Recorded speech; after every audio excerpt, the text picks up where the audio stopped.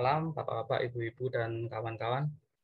Di sini saya akan menjelaskan tentang prasasti Watu Dukun dan Watu Angka, ya, atau penduduk lokal menyebutkan Watu Ongko. Jadi dua prasasti ini sangat unik, ya. Prasasti ini merupakan tipe prasasti yang ditulis menggunakan aksara kuadrat, tapi tidak seperti yang pada umumnya kita temukan, karena di situ ada suatu unsur, yaitu eh, tanda visual yang di tengah itu diapit dengan tanda-tanda yang menggunakan kata atau kalimat atau disebut sebagai tanda nonverbal.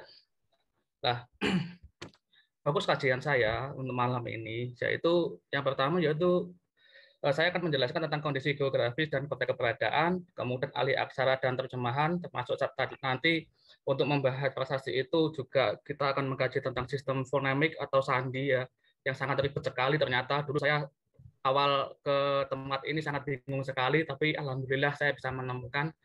Kemudian saya juga akan melakukan apa namanya tinjauan pustaka terhadap penelitian terdahulu, ya, sebab yang meneliti prasasti ini ternyata sebelum saya itu sudah ada, ya.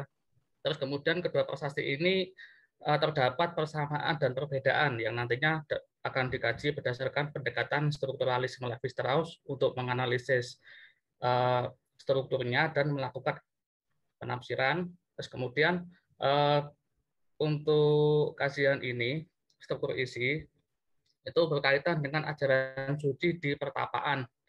Hal ini juga akan melengkapi penelitian-penelitian terdahulu, ya, yang dilakukan oleh Bu Santiko tentang Mandala Kadewa Guruan. Hasil akhir dari penelitian ini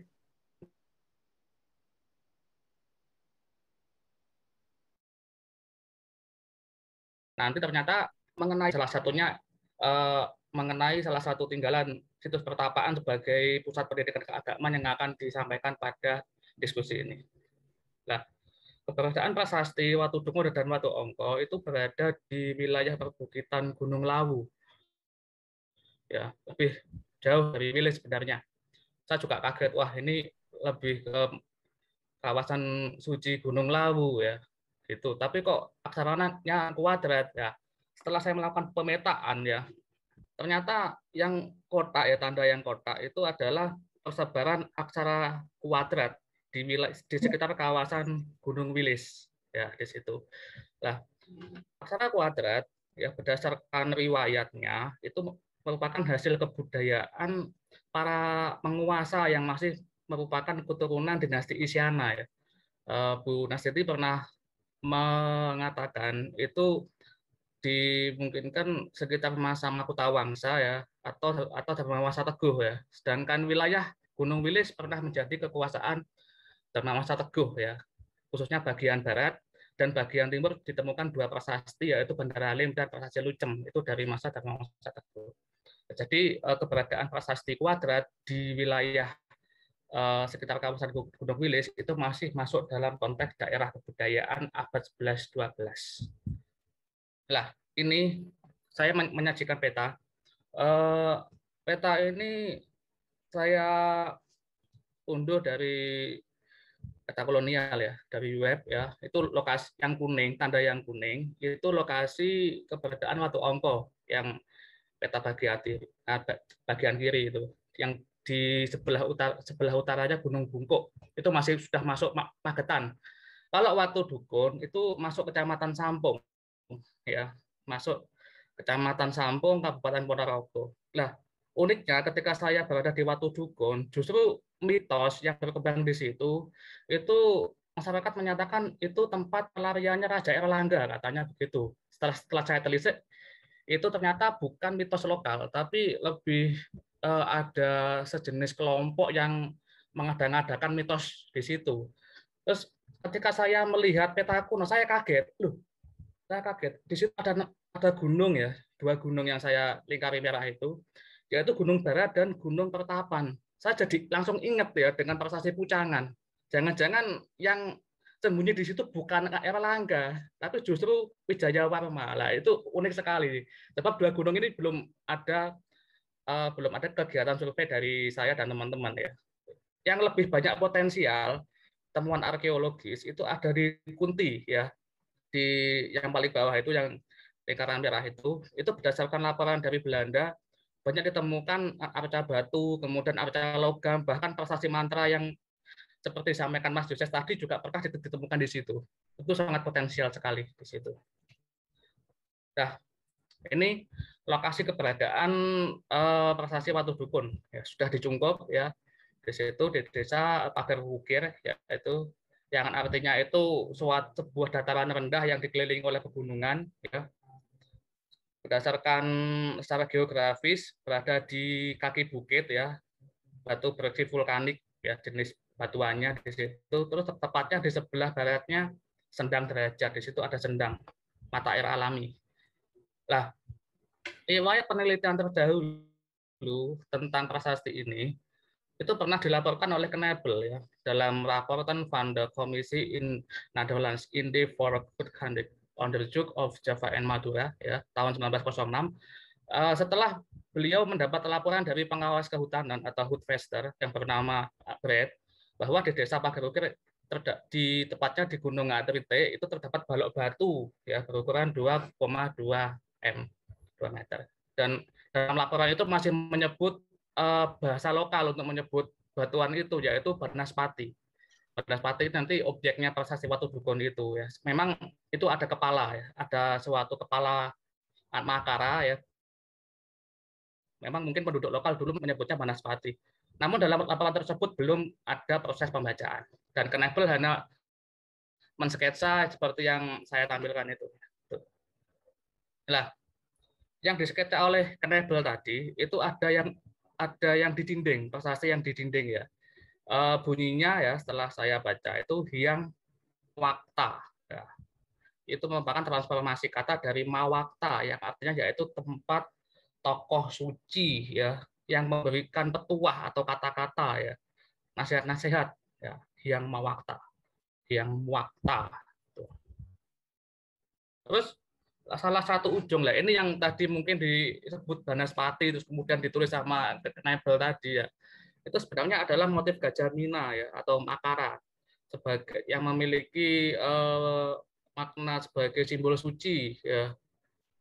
Kalau kita baca bukunya Pak Agus Haris Munandar tentang Catuspata, yang Makara itu sebagai simbol kesucian ya, sebab binatang mitologis ini yang memakan kotoran di Sungai Gangga sehingga Sungai Gangga tetap bersih dan suci. Nah, terdapat inskripsi hanya pada satu bagian saja. Nah, hasil pembacaan saya seperti ini. Kalau yang saya kasih kode A1 itu dibaca dari bawah ke atas ya. Itu sudah kalau yang waktu ongko nanti sudah pernah dibaca oleh Bu Titi ya. Beliau juga membacanya dari bawah ke atas ya. Di sini juga sama.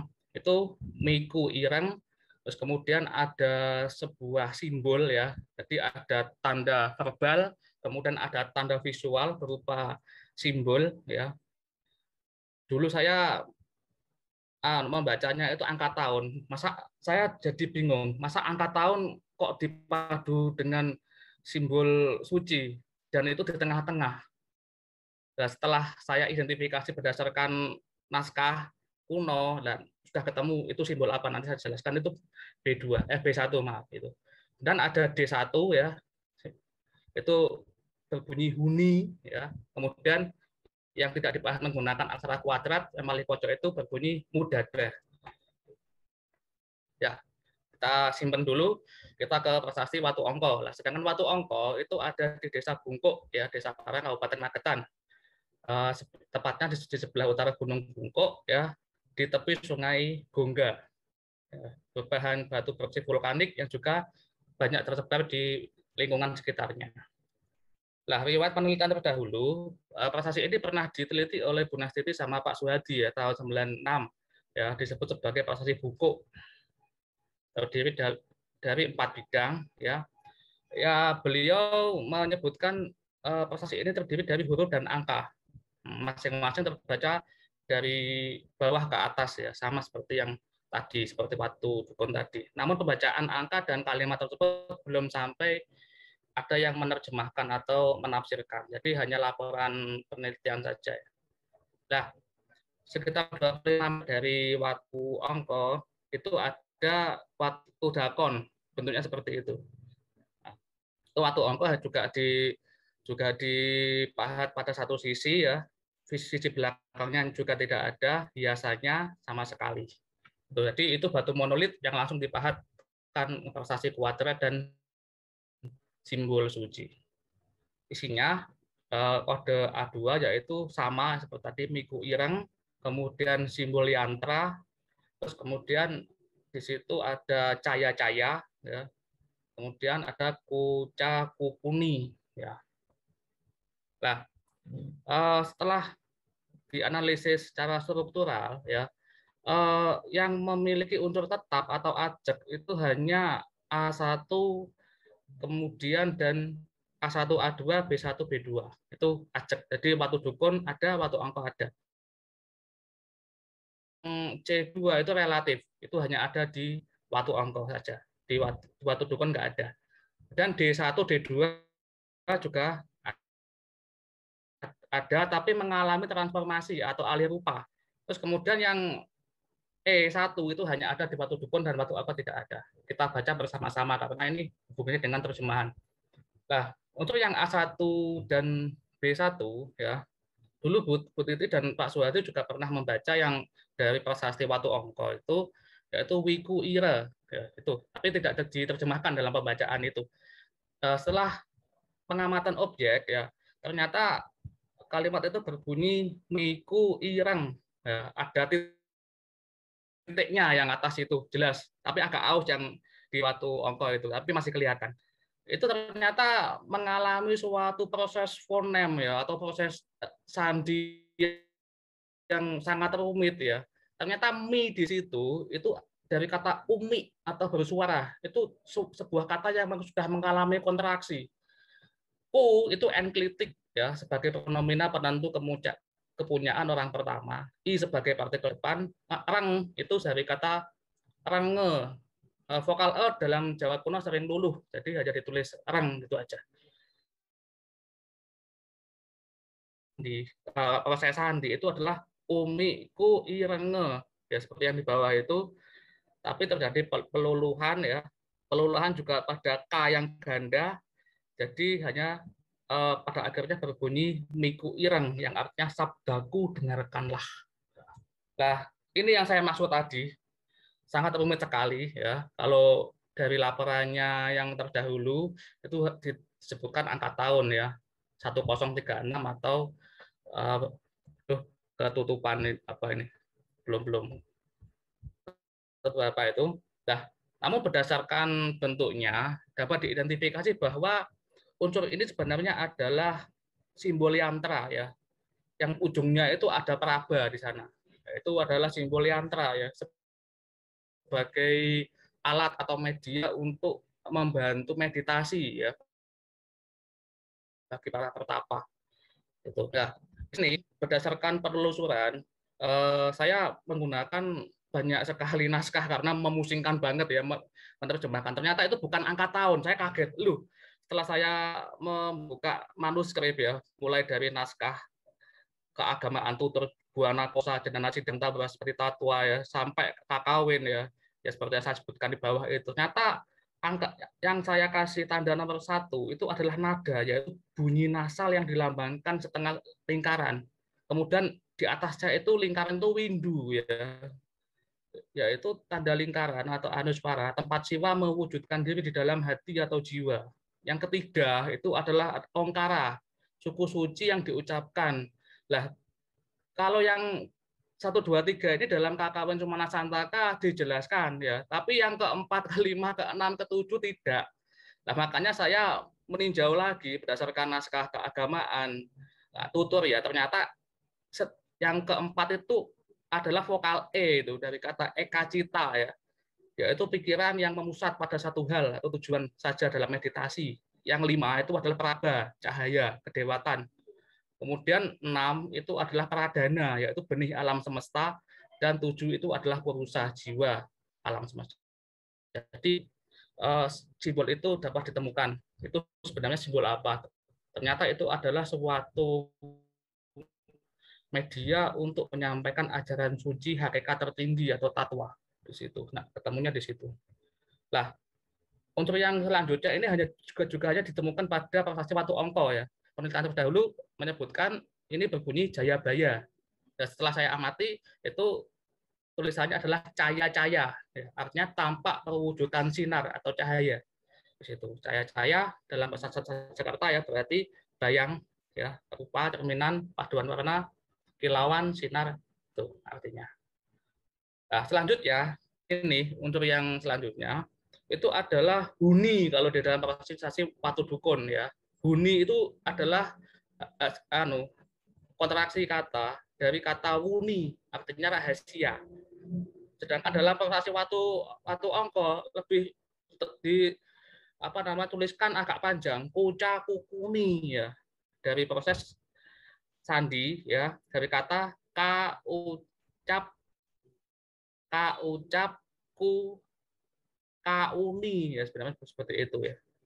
Jadi kak ucap k-nya itu prefix, kemudian kata ucap, enklitiku, kemudian pronomina sebagai pronomina penentu kepunyaan orang ke satu, kemudian prefika kata uni ya dari kata wuni tadi ya. Jadi kucaku kuni itu juga mengalami peluluhan ya. Bahkan di sini tidak hanya peluluhan vokal, bahkan ada peluluhan konsonan ya. Tadi kalau yang prosesi Watu Dukun tadi cuma ditemukan yang awal tadi peluluhan itu konsonan saja, di sini vokal. Jadi A ketemu U yang biasanya ditulis O itu hanya ditulis U saja. Ya, jadi kuca kukuni, A-nya luluh di situ.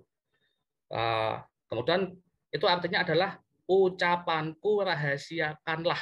Itu merupakan transformasi dari kata huni yang berarti rahasia. Sama ucapanku rahasia. Itu sebenarnya cuma bertransformasi, jadi cuma beralih rupa, tapi maknanya sama, tidak berubah. Lah, ini yang E1 ini cuma ditemukan di Watu Dukun ya, yang paling pojok ditulis tidak menggunakan gaya kuadrat ya, karena mungkin ya pemahatnya itu sudah kehabisan bidang ya, sudah tidak memungkinkan untuk kuadrat, maka ditambahkan diselipkan gitu. Itu dibaca mudadra ya.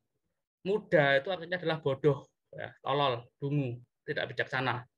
Kemudian dra itu adalah hasil transformasi dari kata drak, artinya dengan cepat, segera, sesaat, atau tidak lama lagi. Jadi muda dra itu hilanglah kebodohan.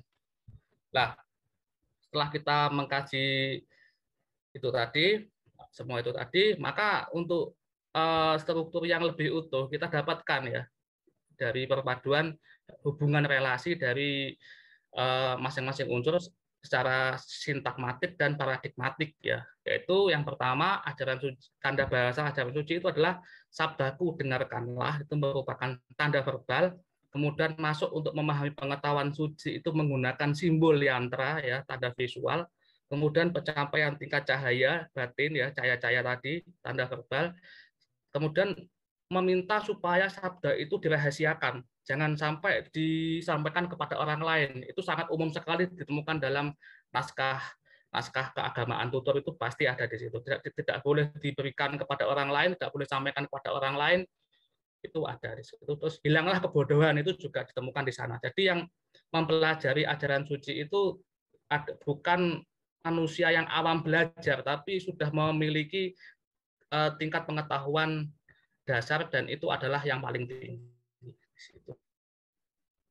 Lah, kita mengidentifikasi lokasi Watu Dukun dan Watu Ongko sebenarnya apa sih itu. Nah, setelah saya mengidentifikasi, ketemulah di dalam Kakawin Sumana Santaka ternyata Watu Dukun dan Watu Ongko itu adalah jenis kacarian. Itu adalah selain Mandala Kadewa Guruan. Jadi selama ini kan setiap kali ada, ini tempat pendidikan keagamaan pasti Mandala atau Kadewa Guruan. Ternyata belum tentu ya. Jadi ada istilah lain ya, mungkin maknanya sama ya. Karena dari kata acarya itu kan itu guru spiritual ya artinya. Ya di dalam Kakawin Sumana Santaka dijelaskan kacarian alawas inatita sirna pamicaran ika katuruhan rincung sakandila sisih silih jaga muranta angemukti para neraksara kakawin i panglarinya pada tanhana katemu lebur penghing candana kasirat agatra mantrari tawingnya kari kadi parnu. Jadi saya menerjemahkan karena saya mengutip terjemahan dari Worsley dan kawan-kawan, kata pamicaran itu hanya diterjemahkan pendapa ya. Nah, di situ saya harus bahasanya itu ngoncei sendiri ya, harus mengupas sendiri. Yaitu diartikan tempat acarya atau kacarian tadi telah lama terabaikan, roboh tempat menyampaikan pengetahuan. Berarti ada tempat menyampaikan pengetahuan itu ya, karena hujan dan kelembapan. Tiangnya telah rusak pada bagian tanaman, pada satu bagian tanaman silih jaga menutupi nama samaran parap. Lah ini tadi yang dimaksud apa namanya yang muakta tadi. Ya, itu nama samaran ya sang dewa guru ya, sang acarya itu tadi. Ya, jadi yang tokoh suci yang memberikan wejangan suci artinya itu tadi yang muakta. Tulisan puisi aksaranya jelas itu tadi mengandung puisi banget. Kata sandinya aja kata sandi tingkat tinggi itu tadi rumit banget ya. Ketika orang awam membaca itu wah pasti bingung ya. Tapi tadi jadi tulisan puisinya aksaranya telah hilang dari balok batu panjang. Lah tadi kan bentuknya kan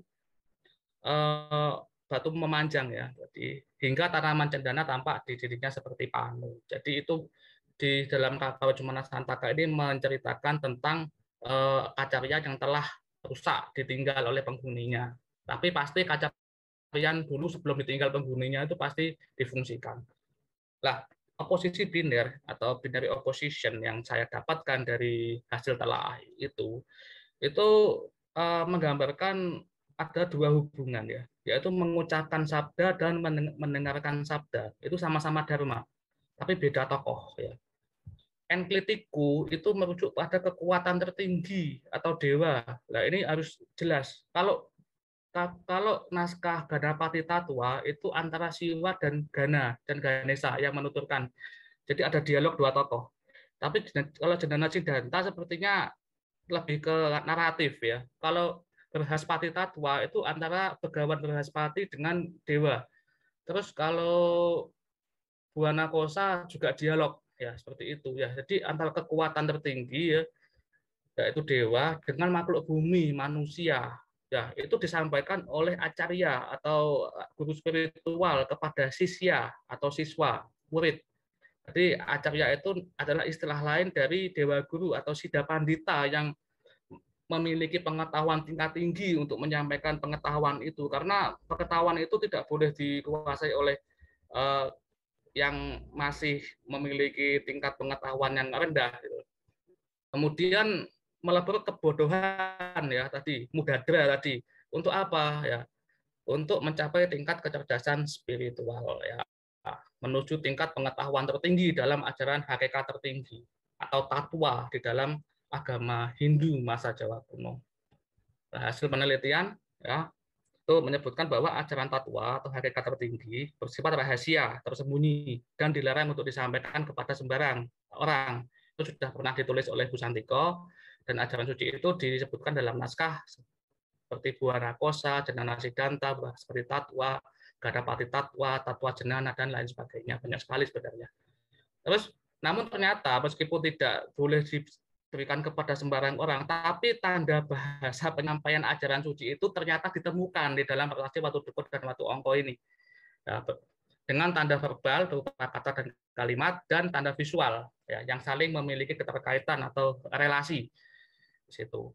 Ternyata yang ketiga temuan saya, ternyata pusat pendidikan keagamaan Jawa kuno itu tidak hanya disebut dengan istilah Mandala Kadewa Guruan ya pusat pendidikan itu, tapi juga ada istilah lain yaitu kacarian ya dengan fungsinya sebagai tempat memberikan pelajaran pengetahuan hakikat tertinggi atau tatwa atau juga disebut sebagai filsafat keagamaan tertinggi di masa itu di zaman itu.